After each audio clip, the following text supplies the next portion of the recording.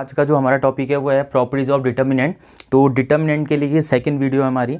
तो जो ये टॉपिक है काफ़ी इंपॉर्टेंट है सीबीएसई के अकॉर्डिंग और बोर्ड पेपर्स के अकॉर्डिंग। तो बोर्ड पेपर हमारा एक क्वेश्चन आता है, प्रूव दैट दिस, कोई एक डिटर्मिनेंट दी होगी, उसकी वैल्यू को हमने कुछ क्या करना होता है, प्रूफ करना होता है। और वो वैल्यू जो हमने प्रूफ करनी होती है वो according to properties of determinant proof करना है। यानी उसको हमने डायरेक्ट एक्सपेंड नहीं करना है, डिटर्मिनेंट को एक्सपेंड करके एक वैल्यू दी होगी और उस वैल्यू को हमने प्रॉपर्टी के बेस पे क्या करना होता है, प्रूफ करना होता है। तो जो चीज़ हमने प्रूफ करनी है उसके लिए हमें प्रॉपर्टीज़ क्या करनी है, यूज़ करनी है। तो पहले समझते हैं हम कि ये प्रॉपर्टीज़ क्या है। देखो, तो जो फर्स्ट स्लाइड है, इस फर्स्ट स्लाइड में हम समझते हैं कि प्रॉपर्टी फर्स्ट क्या है। देखो, जो फर्स्ट प्रॉपर्टी है वो क्या कह रही है, डिटर्मिनेंट ऑफ ए, यानी किसी भी मैट्रिक्स का डिटर्मिनेंट और किसी भी मैट्रिक्स के ट्रांसपोज का डिटर्मिनेंट आपस में क्या होगा, इक्वल होगा। तो चेक करते हैं। देखो यहाँ इस स्पेस पे मैं एग्जांपल बना लेता हूँ। एक मैट्रिक्स है हमारे पास ए, मैट्रिक्स ए में सपोज करो कि हमारे पास कोई एक मैट्रिक्स है 1 2 1 3 2 2 1 4 6। तो ये एक हमारे पास मैट्रिक्स है क्या, ए। इस मैट्रिक्स से क्या फाइंड कर लेते हैं हम यहाँ पे, ट्रांसपोज। तो हमने फाइंड कर लिया क्या, ए ट्रांसपोज। तो मैट्रिक्स का ट्रांसपोज कैसे फाइंड होता है भाई। देखो, ट्रांसपोज मीन्स हमें पता है, ट्रांसपोज मीन्स क्या होता है, किसी भी मैट्रिक्स की रो और कॉलम को आपस में हम क्या कर लेते हैं, इंटरचेंज कर लेते हैं। तो ये जो कॉलम है, इस कॉलम को हम रो के फॉर्म में लिखेंगे, यानी 1 3 1 हमारा वर्टिकली लिखा है तो इसको हॉरिजेंटली लिख लो। तो ये जो 1 3 1 है इसको हमने राइट को लिख लिया 1 3 1। 2 2 4 को हम राइट को लिख लेते हैं 2 2 4 और 1 2 6 को हम राइट को लिख लेते हैं 1 2 6। अब बाई नेक्स्ट स्टेप क्या, उसने क्या बोला था, डिटर्मिनेंट ए का डिटर्मिनेंट एंड ए ट्रांसपोज का डिटर्मिनेंट क्या होगा, इक्वल आएगा। चेक करते हैं क्या आ रहा है। Determinant of A, matrix A के डिटर्मिनेंट की वैल्यू फाइंड करो। ए मैट्रिक्स की डिटर्मिनेंट की वैल्यू कैसे फाइंड होगी, देखो इसके डिटर्मिनेंट की वैल्यू R1 के अबाउट एक्सपेंड करते हैं 1 1 से रिलेटेड रो कॉलम और रो को क्या कर लिया हमने, क्लोज। तो 6 2 जा 12 माइनस 4 2 जा 8। देन यहाँ पे क्या आएगा, -2 से रिलेटेड कॉलम और रो को हमने क्या कर लेना है, क्लोज। तो बचना क्या है, 3 2 1 6। तो मल्टीप्लाई करो 6 3 जा 18 -2 1 जा 2 प्लस फिर 1 से रिलेटेड हमारा कॉलम और रो को कर लो क्लोज। 4 3 जा 12 -2 1 जा 2। सिंप्लीफाई करते हैं, 12 -8 क्या हो जाएगा 4। 18 -2, ये देखो -2 है इंटू में 18 -2 यहाँ पे हमारा कितना रहेगा, 18 -2 16 प्लस 12 -2 ये हो जाएगा कितना 10 10 इंटू 1 10। तो सिंप्लीफाई कर लो इसको, 4 माइनस 16 2 जा 32 प्लस 10। इसको सिंप्लीफाई कर लो, फाइनली कितना आ रहा है, देखो ये 10 + 4 14 हो जाएगा। तो ये आएगा 14 - 32। तो 14 में से 32 माइनस करते हैं हम तो कितना आएगा, देखो ये 12 आएगा। 12 में से 4 हमारा कितना आ गया, 8 आ गया। 3 के प्लेस में आ जाएगा 2 में से 1 कितना आ जाएगा 1 और माइनस का साइन आना। तो यहाँ पे इसकी वैल्यू कितनी आ रही, -8। तो जब हमने ए के डिटरमिनेंट की वैल्यू फाइंड करी तो वो कितना आ रहा है हमारे पास, -18 आ रहा है। ठीक है, अब चेक करते हैं ए ट्रांसपोज का डिटरमिनेंट फाइंड करेंगे हम। ठीक, इस ट्रांसपोज वाली मैट्रिक्स का डिटरमिनेंट की वैल्यू फाइंड करो। तो हम फाइंड कर रहे हैं transpose A, determinant of A transpose. Same इसको भी R1 के अबाउट एक्सपेंड कर दो। तो एक्सपेंड करने में ये क्या होगा, देखो 1 से रिलेटेड रो और कॉलम क्लोज कर देना है। 6 2 जा 12 -4 2 जा 8। नेक्स्ट 3 आएगा, इस प्लेस पे माइनस होता है, देन -3 से रिलेटेड कॉलम एंड रो को क्लोज कर दो। 6 2 जा 12 -4 1 जा 4 प्लस 1 से रिलेटेड कॉलम और रो को क्लोज कर दो। 2 2 जा 4 -2 1 जा 2। अब क्या होगा भाई, 12 - 8 4 4 1 जा 4 12 - 4 8 8 3 जा 24 -24 4 -2 2 2 1 जा 2। अब क्या करेंगे, ये 4 + 2 कितना हो गया 6 -24। तो 6 -24 करके हमारे पास कितना आ जाएगा, -18। तो देखा होगा आपने क्या कि कोई भी एक मैट्रिक्स हमने ले ली जनरली, उस मैट्रिक्स का ट्रांसपोज किया और दोनों के डिटरमिनेंट की वैल्यू हमने फाइंड करी, दोनों की कितनी आ रही, -18। तो ये पहली प्रॉपर्टी हमारी वेरीफाई भी होगी। तो इससे आपको क्या होगा, ज़्यादा समझ में आएगा एग्जाम्पल लेके। तो पहली प्रॉपर्टी हमारी होगी क्लियर कि कभी भी किसी मैट्रिक्स का ट्रांसपोज और उसके ट्रांसपोज वाली मैट्रिक्स का ट्रांसपोज क्या रहेगा, हमेशा इक्वल रहेगा। ट्रांसपोज के डिटरमिनेंट की वैल्यू क्या रहेगी, इक्वल रहेगी। अब आते हैं हम सेकंड प्रॉपर्टी पे। देखो सेकंड प्रॉपर्टी क्या कह रही है, देखो if A be a square matrix, यानी जो पहली चीज़ है ये अप्लाई किस पे होगा, स्क्वायर मैट्रिक्स पे। वैसे भी भैया डिटरमिनेंट किस पे अप्लाई होता है, स्क्वायर मैट्रिक्स पे। ऑर्डर कितना रहेगा, ये इंपॉर्टेंट है, ऑर्डर रहेगा >2 and B B A matrix, और एक बी हमारे पास मैट्रिक्स होगी, कैसे, ऑब्टेन फ्रॉम ए। जो ये बी मैट्रिक्स बन रही है ये हमारी किससे आ रही है, ए से ही ऑब्टेन करनी है। अब कैसे ऑब्टेन करनी है, बाय इंटरचेंजिंग एनी 2 रोज, किसी भी दो रोज को आपस में क्या कर लेना हमने, इंटरचेंज, यानी R1 R2 को आपस में चेंज कर सकते हो, R2 R3 को आपस में चेंज कर सकते हो, या फिर हम किसको भी चेंज कर सकते हैं, कॉलम्स को भी, किसके, मैट्रिक्स ए के। Then determinant of B equals to minus determinant of A, यानी कहना क्या चाह रहा है, आसान भाषा में समझो कि अगर हमारे पास कोई मैट्रिक्स ए है और उसके हमने डिटर्मिनेंट की वैल्यू फाइंड करी है तो ठीक है, फिर हमने एक नई मैट्रिक्स बनाई बी, तो बी वाली मैट्रिक्स कैसे बनानी है, किसी भी दो रोज को या किसी भी दो कॉलम को आपस में क्या कर लो, इंटरचेंज। तो उससे इंटरचेंज होने के बाद मैट्रिक्स हमारी क्या हो जाएगी, चेंज हो जाएगी। उस मैट्रिक्स को क्या बोलना है, बी। उस मैट्रिक्स के डिटर्मिनेंट की वैल्यू इनिशियल वाली डिटर्मिनेंट ए की वैल्यू के माइनस टाइम्स हो जाएगी। तो चेक करते हैं, देखो होता है नहीं होता है। सेम एग्जांपल ए, कोई एक एग्जांपल ले लो भाई, 1 2 3 4 1 6 1 1 2। तो ये हमने एक क्या ले लिया है, मैट्रिक्स ए ले लिया, ठीक। सबसे पहले यहाँ पे क्या करते हैं, प्रॉपर्टी, देखो एक मैट्रिक्स बी बनाते हैं। देखो जो मैट्रिक्स बी है उसके लिए हम क्या बोला था, उसने क्या बोला है, हमने इंटरचेंजिंग एनी टू रोज, कोई भी दो रोज को हम क्या कर सकते हैं, इंटरचेंज। तो चेंज कर लेते हैं भैया, R1 टेंस टू, देखो कैसी प्रॉपर्टी अप्लाई कर रहा हूँ, R1 इंटरचेंज, ये साइन है इंटरचेंज का, और R1 और R3 को मैं क्या कर ले रहा हूँ, इंटरचेंज। तो मैंने इस मैट्रिक्स में क्या अप्लाई किया, इसकी दो रोज यानी R1 और R3 को क्या कर ले रहा हूँ, इंटरचेंज कर रहा हूँ। तो भैया इंटरचेंज करने के बाद एक मैट्रिक्स आएगी जिसको हम दूसरा नाम देंगे, वो क्या होगा, बी। तो भैया चेंज करो, R1 और R3 को इंटरचेंज करना मीन्स R3 आ जाएगा R1 पे और R1 आ जाएगा R3 पे। तो जो ये 1 1 2 है, ये फर्स्ट पे आ गया 1 1 2, और जो 1 2 3 है लास्ट में आ जाएगा 1 2 3, और सेकेंड वाली सेम रहेगी 4 1 6। देखते हैं कि इनके डिटर्मिनेंट की वैल्यूज में क्या रिलेशन आता है।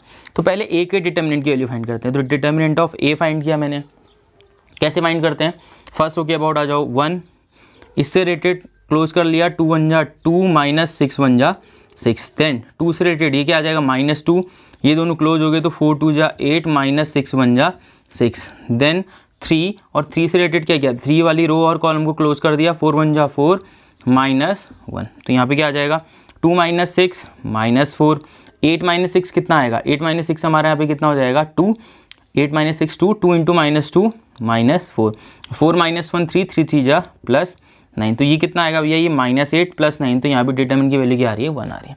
तो ये तो हमारी डिटर्मिनेंट ऑफ क्या फाइंड हो गया, ए फाइंड हो गया, ठीक है। इसको याद रखोगे आप लोग, यहाँ पे शॉर्टकट में लिख देता हूँ कि डिटर्मिनेंट ए कितना आ रहा है मेरे पास, 1 आ रहा है भाई। अब मैं फाइंड करता हूँ क्या, बी के डिटर्मिनेंट की वैल्यू। तो मैंने फाइंड किया बी के डिटर्मिनेंट की वैल्यू, कैसे फाइंड करोगे, एक्सपेंड कर लो, 1 से रिलेटेड कॉलम और रो को क्लोज कर लिया, 3 1 जा 3 माइनस 6 2 जा 12, फिर यहाँ पे क्या आ जाएगा, -1, इससे रिलेटेड कॉलम और रो को कर लिया क्लोज, 4 3 जा 12 माइनस 6 1 जा 6, प्लस 2 से रिलेटेड कॉलम और रो को क्लोज कर लिया, 4 2 जा 8 -1 इंटू 1 1।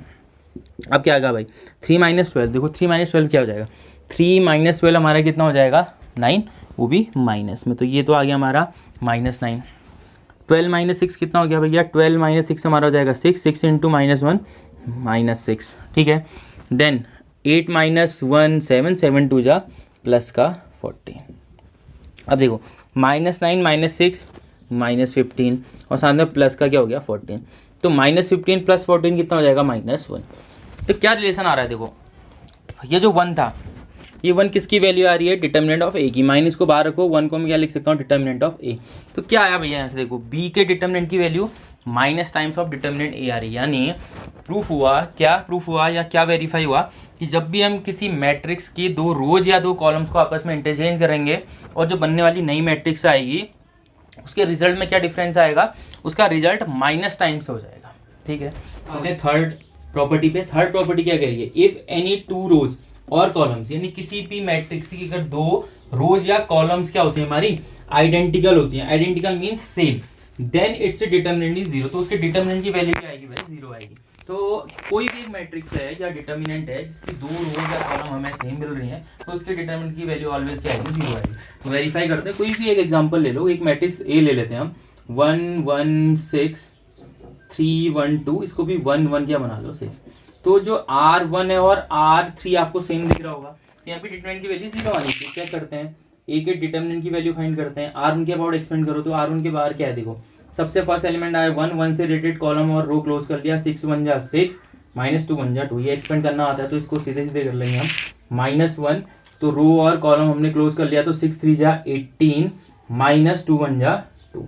देन यहाँ पे क्या आ जाएगा 6, और 6 से रिलेटेड कॉलम और रो क्लोज कर देना, 3 1 जा 3 1 इंटू 1 1, तो ये हो जाएगा 3 - 1।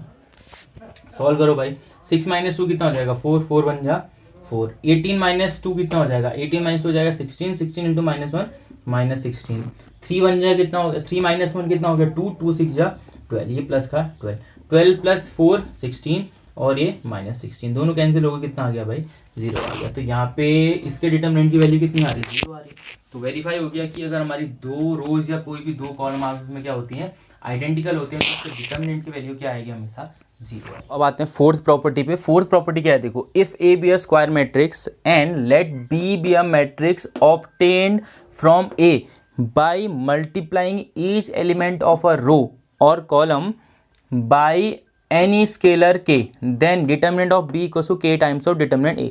मीनिंग क्या है देखो, एक मैट्रिक्स ए हो गई और एक मैट्रिक्स बी हम बनाएंगे, कैसे बनाएंगे, किसी भी एक रो को किसी कांस्टेंट से मल्टीप्लाई कर देना है।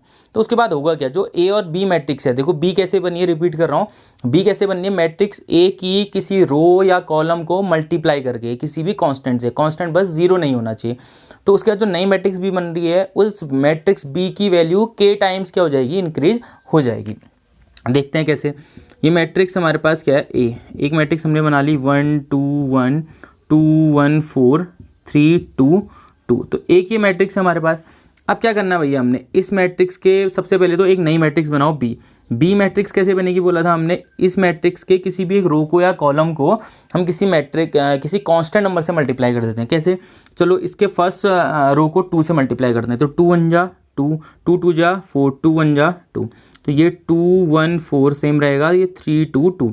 सिर्फ हमने फर्स्ट रो को 2 से क्या कर रखा है, मल्टीप्लाई किया। अब देखो होता है क्या है, डिटरमिनेंट ए की वैल्यू फाइंड करते हैं। ए के डिटरमिनेंट की वैल्यू फाइंड करने के लिए 1 के अबाउट क्लोज हो गया, तो 2 1 जा 2 माइनस 4 2 जा 8 माइनस 2, इससे रिलेटेड कॉलम और रो क्लोज हो गया, तो 2 2 जा 4 माइनस 2 2 जा 4 माइनस 4 3 जा 12।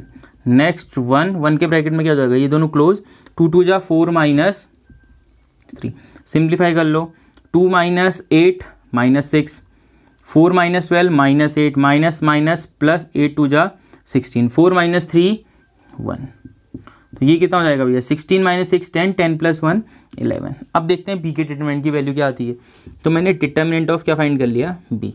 तो बी के डिटरमिनेंट की वैल्यू फाइंड करो, 2 के अबाउट ही क्लोज हो गया, 2 1 जा 2 माइनस 4 2 जा 8, नेक्स्ट 4 है तो ये माइनस 4 जाएगा, इसके अबाउट क्या हो जाएगा, ये दोनों क्लोज, 2 2 जा 4 माइनस 4 3 जा 12, 4 माइनस 12।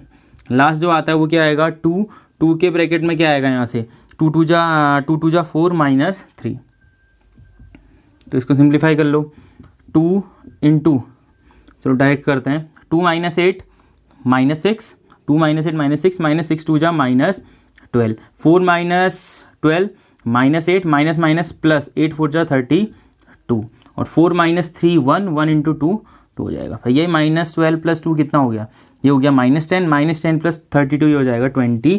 तो अब इसके डिटरमिनेंट की वैल्यू क्या आई देखो, यारी 22 यारी 11, तो क्या ये इसका डबल है। पहले ही बोला था कि जो नई मैट्रिक्स बनेगी आफ्टर मल्टीप्लाइंग एनी रो और कॉलम बाय एनी कांस्टेंट, तो उसकी वैल्यू में क्या डिफरेंस होगा, दोनों एक दूसरे के क्या होंगे, डबल हो जाएंगे। मतलब 2 से मल्टीप्लाई किया तो 2 टाइम्स, 3 से मल्टीप्लाई किया तो 3 टाइम्स। तो यहाँ से हमें क्या मिला कि जो बी के डिटरमिनेंट की वैल्यू है वो किसके इक्वल हो जाएगी, 2 times of determinant of A. यानी अभी से आपने याद क्या रखना है कि कोई एक मैट्रिक्स है, उसके किसी भी रो को, खाली पर्टिकुलर रो या कॉलम को हम किसी कांस्टेंट से मल्टीप्लाई करते हैं, तो आने वाली नई मैट्रिक्स के डिटरमिनेंट की वैल्यू उसी की वैल्यू की उतना टाइम्स हो जाएगी, कितना टाइम, जितने से आप मल्टीप्लाई करोगे। ठीक है, नेक्स्ट प्रॉपर्टी देखो, नेक्स्ट प्रॉपर्टी खाली समझनी है आपने, इसको हम वेरीफाई नहीं करेंगे। देखो नेक्स्ट प्रॉपर्टी क्या है, if A be a square matrix, यानी कोई हमारे पास एक स्क्वायर मैट्रिक्स है सच दैट कि हम उसके each element of a row, किसी भी रो या कॉलम के ईच एलिमेंट को express as the sum of, express कर रहे हैं sum of the determinants of 2 और मोर मैट्रिसेस, 2 या 2 से ज़्यादा मैट्रिसेस के सम के फॉर्म में हम उसको एक्सप्रेस कर सकते हैं। यानी क्या कहना चाह रहे हैं, थोड़ा ऐसे समझते हैं। देखो ये मैट्रिक्स ए है, कोई एक मैट्रिक्स है, जैसे हमने बोला x plus alpha, y plus beta और ये z प्लस गामा, ऐसे एलिमेंट हैं। यहाँ a b c d e f, तो हम इसके किसी भी रो को, देखो इसके 2 रोज को हम आपस में क्या कर सकते हैं, स्प्लिट कर सकते हैं, 2 कॉलम्स को आपस में स्प्लिट कर सकते हैं। तो ये स्प्लिट होता हुआ दिख रहा है तुम्हें, कैसे भैया, एक्स वाई जेड वाले को पहले में ले लो, ठीक, दूसरे में क्या ले लो, alpha beta gamma, alpha beta gamma, और बाकी रोज हमारी सेम रहेंगी। ABCDEF, ABCDEF। तो आपको समझ में आया वो क्या लिखा, यानी होना क्या है कि अगर हमारे पास कोई इस टाइप की मैट्रिक्स है, उसके कोई एलिमेंट्स हमारे प्लस या माइनस के फॉर्म में एक्सप्रेस हो रहे हैं, तो हम क्या करेंगे, इनको स्प्लिट कर सकते हैं दो मैट्रिसेस के फॉर्म में। अब होगा क्या, इसके डिटरमिनेंट की वैल्यू निकालो और यहाँ इन दोनों के डिटरमिनेंट की वैल्यू फाइंड करके ऐड कर दो, दोनों की वैल्यूज़ क्या आएगी, आपस में सेम आएगी। आते हैं हम सिक्स प्रॉपर्टी पे। सिक्स प्रॉपर्टी ये है, देखो, if A be a square matrix, same एक ए कोई हमारी स्क्वायर मैट्रिक्स है, ऑर्डर इसका भी ग्रेटर देन 2 रहेगा, बी बी अ मैट्रिक्स, और बी हमारे पास क्या है, एक मैट्रिक्स है, कैसे ऑब्टेन हो रही है, फ्रॉम ए, ऑब्टेन भी ए से ही करना है, कोई एक मैट्रिक्स पहले से इनिशियली गिवन है ए, एक दूसरी मैट्रिक्स बी बनाएंगे, जो किससे बनाएंगे, हम ए से ही बनाएंगे। कैसे बनानी, by adding to a row और कॉलम, किसी रो में दूसरी रो को क्या करेंगे, ऐड करेंगे। और कैसे ऐड करेंगे, of a scalar multiple of another row, किसी रो में दूसरी रो का स्केलर मल्टीप्लाई करने के बाद ऐड करना है। तो जो नई मैट्रिक्स बनेगी उनमें रिलेशन क्या आएगा कि डिटर्मिनेंट ऑफ बी और डिटर्मिनेंट ऑफ ए हमारा क्या रहेगा, सेम रहेगा। अब इसमें कैसी प्रॉपर्टीज रखती हैं ये समझना, देखो ऐसी टाइप की उस प्रॉपर्टी, यानी जो R1 है, R1 में हम क्या कर सकते हैं, R1 प्लस 2 टाइम्स ऑफ, आप क्या कर दो, R3 कर लो, या आप क्या कर सकते हो, R2 tends to R2 minus 1/2 times of क्या कर सकते हो, R1। यानी ऐसी प्रॉपर्टीज अप्लाई करने के बाद जो नई मैट्रिक्स जनरेट होगी, उस मैट्रिक्स के डिटरमिनेंट की वैल्यू और इनिशियल डिटरमिनेंट की वैल्यू क्या रहेगी, सेम रहेगी। चेक करते हैं, देखो एक मैट्रिक्स बना लो, ठीक, 1 2 3 4 2 1 1 1 5, एक मैट्रिक्स है। अब एक बी मैट्रिक्स कैसे बनाए, चलो फर्स्ट वाली प्रॉपर्टी को अप्लाई करते हैं। मैंने अप्लाई किया R1 tends to R1 plus 2 times of R3, तो ठीक है, एक नई मैट्रिक्स बनेगी भाई। अब बी, अभी बी मैट्रिक्स कैसे बनेगी, देखो किस में चेंज करना है, सबसे पहले तो समझो हमने चेंज किस में करना है, R1 में। देखो स्टार्ट R1 से हो रहा है, तो यहाँ पे भी R1 से स्टार्ट करोगे, यहाँ पे मल्टीपल नहीं आएगा, दूसरे का कोई मल्टीपल ऐड हो सकता है या माइनस हो सकता है। अब हम मल्टीप्लाई कैसे कर रहे हैं, देखो हमने कैसे मल्टीप्लाई करना है, हमने R1 में चेंज करना है, तो सबसे पहले R2 और R3 को तो सेम लिख लेना है हमने, 4 2 1 1 1 5 1 1 5, सेकेंड और थर्ड रो को हमने सेम लिख लेना है। फर्स्ट के साथ क्या करना है, देखो R3 का करो 2 टाइम्स, R3 है इसका 2 टाइम्स यानी 2 1 जा 2, और इसमें ऐड करो 2 1 जा 2 प्लस 1 3, R3 का 2 टाइम्स 2 1 जा 2 प्लस 2 4, इसका 2 टाइम्स 5 2 जा 10 10 प्लस 3 13। अब क्या करेंगे, हम डिटरमिनेंट की वैल्यू चेक करेंगे, दोनों की सेम आनी चाहिए जो हमारी थ्योरम है या प्रॉपर्टी है उसके अकॉर्डिंग। तो एक्सपेंड करो भैया, 1 1 के अबाउट क्या हो जाएगा, 5 2 जा 10 माइनस 1, फिर बारी आई 2 की, तो माइनस 2 के अबाउट क्या हो जाएगा, 5 4 जा 20 माइनस 1 इंटू 1, फिर हम किसके अबाउट करेंगे, 3 के अबाउट, ये कॉलम और रो क्लोज, 4 1 जा 4 माइनस 2 1 जा 2, तो सिंप्लीफाई किया कितना, 10 minus 1 9 9 into 1 9, 20 minus 1 19 19 into minus 2 minus 38, 4 minus 2 2 2 3 जा 6, तो यहाँ पे क्या हो जाएगा, 9 प्लस 6 15 माइनस 38। अब माइनस करो, 8 में से 5 हमारे कितना आ जाएगा, 3, और यहाँ पे कितना आ जाएगा, 3 में से हमारा 1 आ जाएगा कितना, 2, तो माइनस कितना आ रहा है, 23। चलो बी के डिटरमिनेंट की वैल्यू फाइंड करते हैं। बी के डिटरमिनेंट की वैल्यू फाइंड करो, 3 के अबाउट में क्या आएगा, 5 2 जा 10 माइनस 1, फिर माइनस 4 से कॉलम और रो क्लोज कर लिया, 5 4 जा 20 माइनस 1 इंटू 1 1, प्लस 13 से रिलेटेड कॉलम और रो क्लोज, 4 1 जा 4 माइनस 2 1 जा 2। अब सॉल्व करो, 10 माइनस 1 9 9 3 जा 27 माइनस 20 माइनस 1 19 19 4 जा 76, 4 माइनस 2 2 इंटू 13 26। सॉल्व करते हैं, देखो प्लस वालों को ऐड कर लो पहले, 7 प्लस 6 13 1 आ गया, 2 प्लस 2 4 4 प्लस 1 5 माइनस 76। अब कर लो माइनस, 6 में से 3 माइनस किया कितना आया भैया, 3 आया, 7 में से 5 माइनस किया कितना आ गया भाई, 2 आ गया, साइन किसका आएगा, माइनस का, इसकी वैल्यू -23, इसकी वैल्यू भी कितनी, -23। तो हमने क्या समझा कि यहाँ पे इस टाइप की अगर हम प्रॉपर्टीज़ अप्लाई करते हैं तो जो नई डिटर्मिनेंट बनेगी उनकी वैल्यू में कोई भी चेंज नहीं होगा, और ऐसा हमें बहुत बार करना पड़ेगा, ठीक। एक लास्ट प्रॉपर्टी मैं आपको डायरेक्ट समझा देता हूँ कि अगर किसी भी डिटर्मिनेंट की कोई एक रो या कॉलम पूरा का पूरा क्या हो, 0 हो, तो उसके डिटर्मिनेंट की वैल्यू क्या आएगी, 0। यानी सिंपल सा है, रो और कॉलम कंप्लीटली 0 होने के बाद डिटर्मिनेंट की वैल्यू क्या आएगी, 0 आएगी, वो आप समझ सकते हैं।